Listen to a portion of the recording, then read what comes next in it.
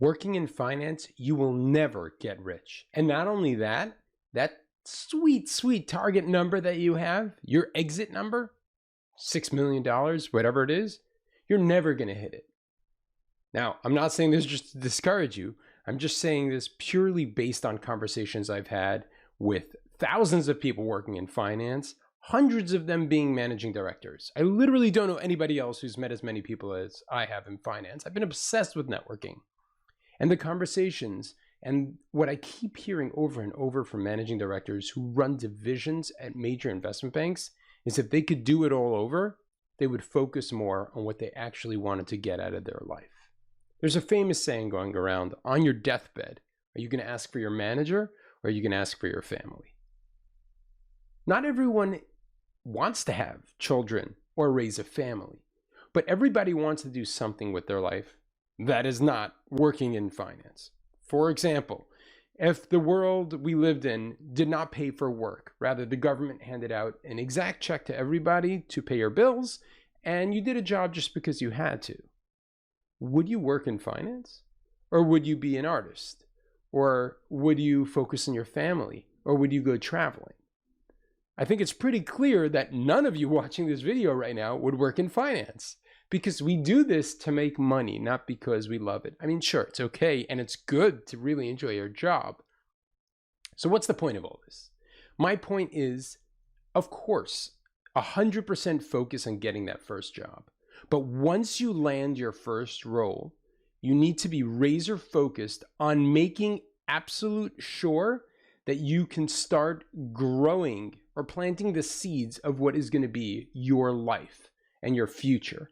If you want to raise a family, and the job you're in now and the job that you will be in 5 years will not let you even maintain a steady relationship, such as you're working in investment banking and you're going to get home past midnight every night, so you can't have date night, you can't spend any time, I think you're in the wrong place, and it's not a good place for you to be.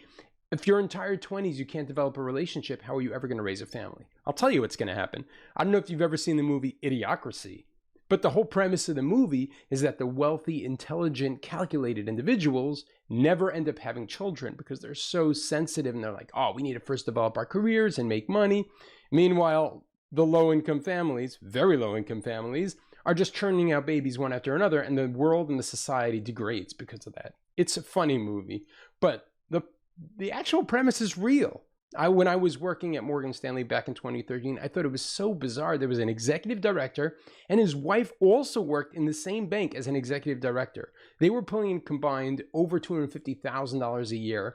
And I spoke to him personally once, and I said, you've been in a relationship for a very long time. Are you planning on developing a family? Like, we were talking like friends.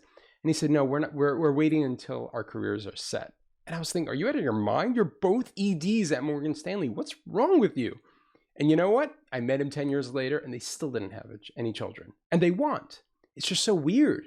If what you're going to want in your life is attainable now, or you at least can start building, why are you pushing it off? I'll give you one more example. Many people have this idea that when they retire, they're going to want to teach. And that's great. I felt the same way, always. I said, when I'm out, I'm going to go teach. But what did I do? When I was working on the trading desk in 2017, I spoke to the Baruch's financial engineering program, and I started teaching for them. And I loved it. It was really cool. First of all, obviously teaching at such a prestigious program, but connecting with the students, that feeling of teaching, not to mention building up my experience so that when I finally retire, I'm going to have, 2 decades of teaching experience at top universities. That's amazing. Like, nobody will be able to compete with my resume. So it builds up the experience for when I retire. I get that feeling, and I get to, make that decision if that's actually what I'm going to want to do when I retire. When I finished teaching there, I actually passed that on to my colleague, who's amazing at just giving over knowledge. And I knew that was his passion as well. And I just didn't want to see him wait another 15 years to get that going. So I kind of passed that on to him, and he started teaching there and did a phenomenal job as well. All I'm saying is, once you get your foot in the door in your first job, think about what you want with your life. Do you want to be an artist? Do you want to be in education? Do you want to raise a family? Whatever you want to be, the thing that defines you. It's not too early to start, and it's certainly not too early to start planning. Anyhow, let me know in the comments below if you have that kind of work-life balance, if you've been planning or you've been just like solely focused on your career. Love to chat about it, and I'll see you guys next week.